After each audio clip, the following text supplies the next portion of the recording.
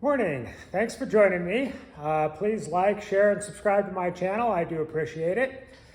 This video, I'm going to talk about some brake upgrades, since most everything I end up working on originally has either single circuit drum brakes or two circuit drum brakes.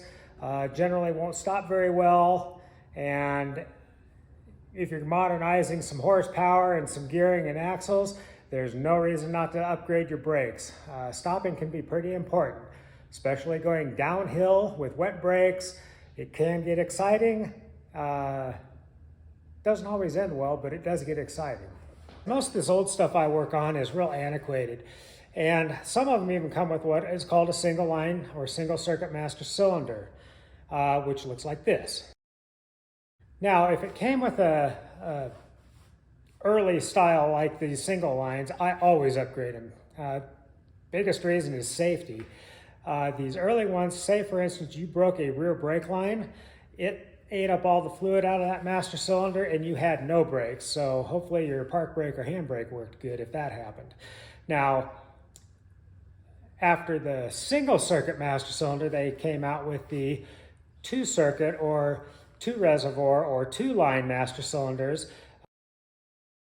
Those were still drum brakes, but at least if you broke a brake line on either the front or the rear, the other would still work and allow you to stop your vehicle. Again, they did have issues when it came to things like water.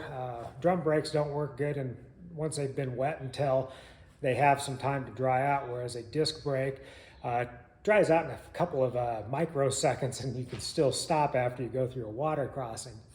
Now, when they came out with disc drum, they changed the master cylinder,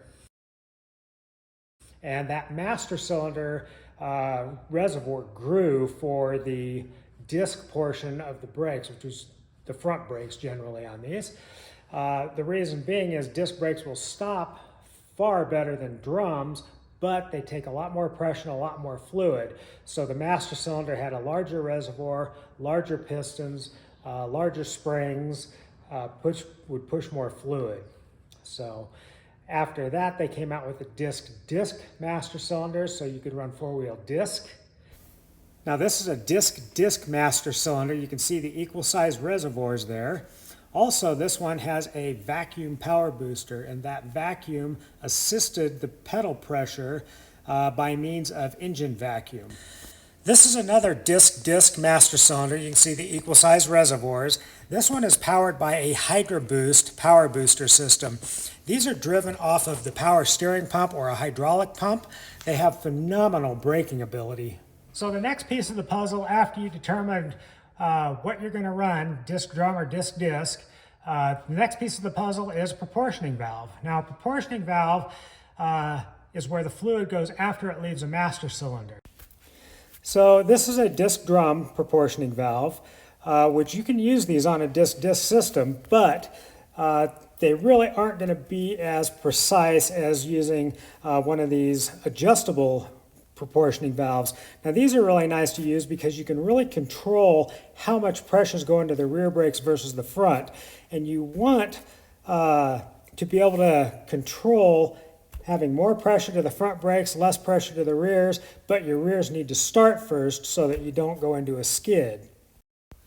So as I said, a lot of the proportioning is done in the master cylinder, and this particular master cylinder, you can see it's marked real clear front and rear. Now, this conversion I did, which was from a Wilwood master cylinder, I did not run a proportioning valve in this vehicle, and this truck stops absolutely beautiful. It is a four-wheel disc system. I used 3/16 and 1/4-inch lines on it, and I was more worried about it not having a power booster because it's a truck. However, this thing has such a long lever on the actuator rod from the pedal that it really didn't seem to matter. Next, after the fluid leaves the master cylinder and proportioning valve both, it has to travel through lines. Going through the lines to a disc system, if you're going to change the lines, I'd recommend going with a 1/4-inch line. This is 1/4-inch brake line. This stuff is real easy to bend too. It's that new stuff they have out at a lot of auto parts stores. If you're gonna run new brake line on a disc system, I would definitely recommend running the 1/4-inch. This is the PA43. Reason being, it pushes more fluid through quicker, so on a disc, you'll get actually a higher and a better brake pedal. The old stuff, the smaller tube, will work, but you tend to have a lot longer stroke on the brake pedal before it gets firm. And as a side note, I try to be real consistent on the brake lines, and if I'm gonna split them or run to a smaller line, I'm only gonna do that at the axle where it splits and goes to the left and right side calipers. Last part of the formula, calipers and discs. So let's talk about those for a minute, and then we're gonna throw this 14 bolt together. A key component when you're doing these conversions is caliper hangers. Now this one you can see has a brake in it so it can get the caliper centered over the rotor. Now some of these will have a straight plate and have either spacers or dowels welded into the bracket to mount them to the axle and center everything. This particular one here is for a CJ. You can see it's already got the dowels and pieces welded into it. You can see I use the original hub from the 14 bolt, and then this is a 3/4 ton rotor that's mounted from the back side. Keep in mind, about half the time you'll have to change out these studs to longer stud. If this is an older vehicle, a lot of times the studs were a little bit shorter and you won't have room to safely bolt a wheel to. Here it is with the caliper all mounted up, and you can see I just used a factory front brake line to connect it to the splitter on the axle. Worked perfect. On this project I'm using a universal master cylinder, and the slug I'm sliding in here makes it go from a manual master cylinder to a power booster master cylinder, so I'm using that. This also has lines on both sides so you can determine which side you want your lines to exit. Now front and rear still matter because there's a lot of proportioning going on in this master cylinder. This master cylinder also has split reservoirs, so it has a lot of fluid front and rear. So first thing I want to do is bleed this master cylinder on the bench. So I install these little port lines that come with it, and I always fold them over and back into the reservoir, and I'll fill the reservoirs up about halfway so that it can push fluid out and pull it back in. Sometimes these lines are a little finicky. They don't want to stay in. You'll have to hold them, but you want to bleed the master cylinder out on the bench as much as at all possible. Get all the air out. And try not to have any air left in it when you install it to the vehicle. Usually only takes a few minutes of bench bleeding to get all the air out, and you can finally see the air is out. Then I install the master cylinder on the car, just bolted enough to hold it on while I remove these bleeder lines. Once the bleeder lines are out, I then install the brake lines. Now I do put catch cloths underneath to catch fluid because you are going to make a mess of fluid underneath. You don't want it eating up paint. After I get the lines installed, then I want to bleed the master cylinder on the car, and to do that you will fill the fluid, you open a line, lightly push the pedal to the floor, close the line, and repeat that until you have no bubbles coming out.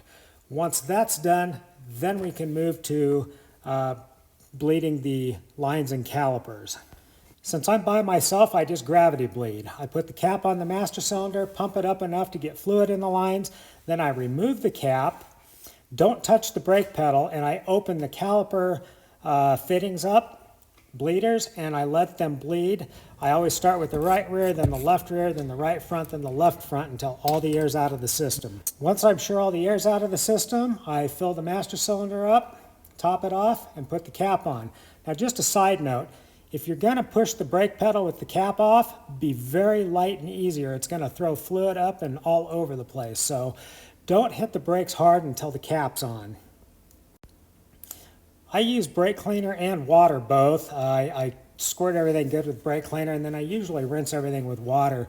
Brake fluid is so corrosive to things like paint. You really want to make sure you get it all off. and everything wiped down real good when you're done.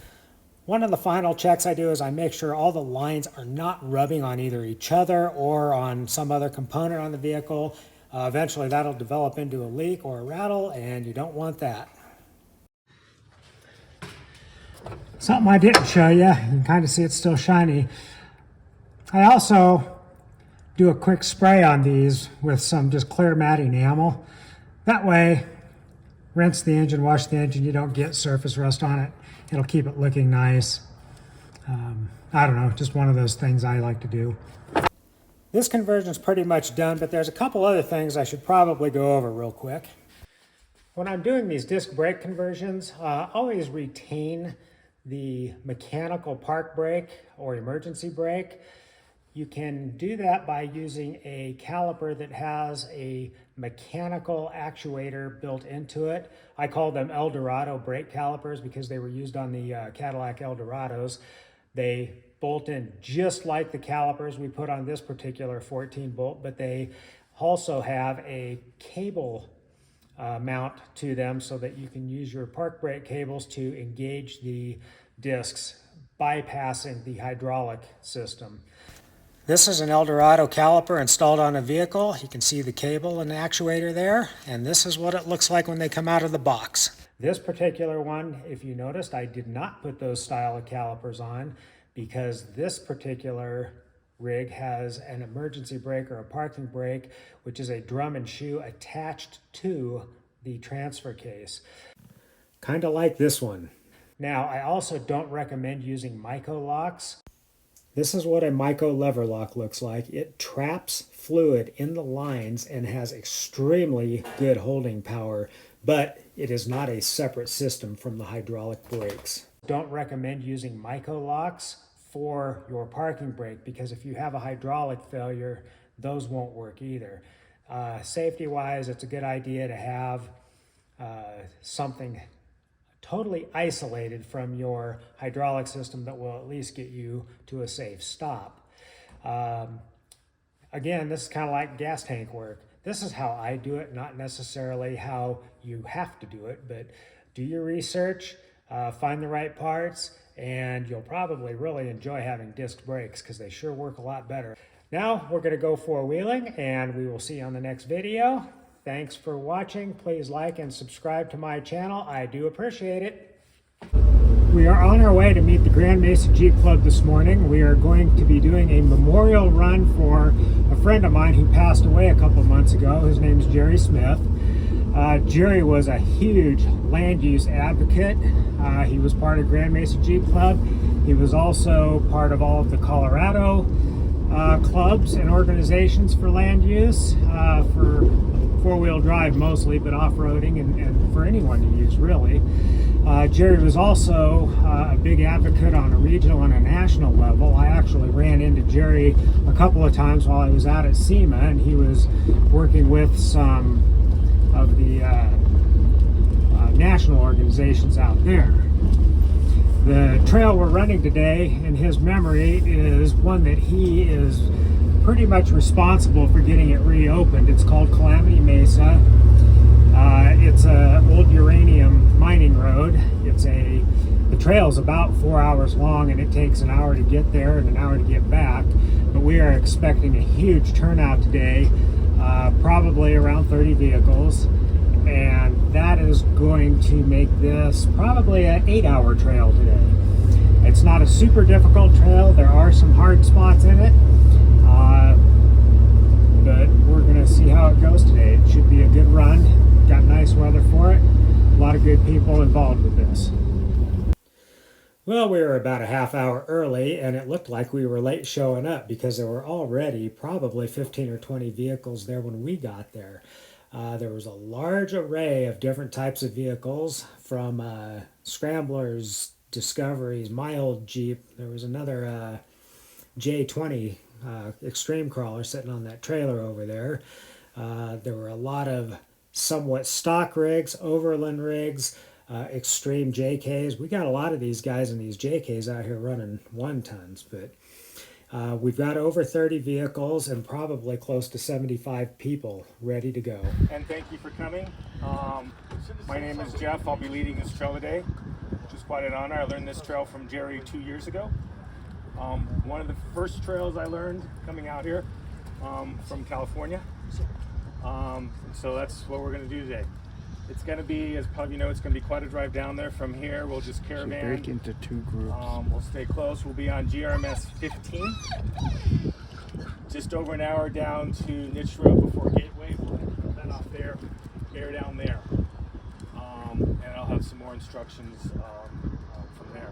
In any case, the basic bottom line here, there'll be a camp we'll stop at, and then as we move out to the overlook, there'll be a couple spots that I'll call out, which is like point of no return. You may have to come back up this, or you may want to turn around depending on how you feel about this, until we get out to the overlook, and then we'll pull around.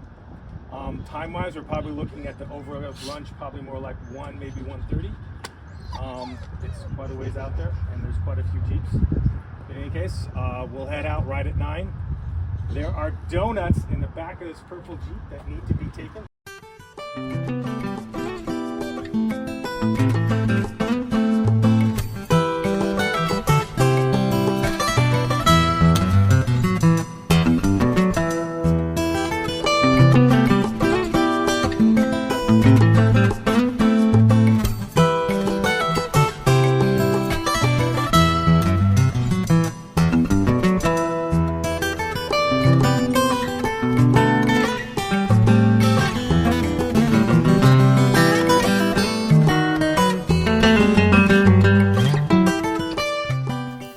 Our final count was 32 vehicles, and this trail starts near Gateway, Colorado, and goes uphill real steep from there.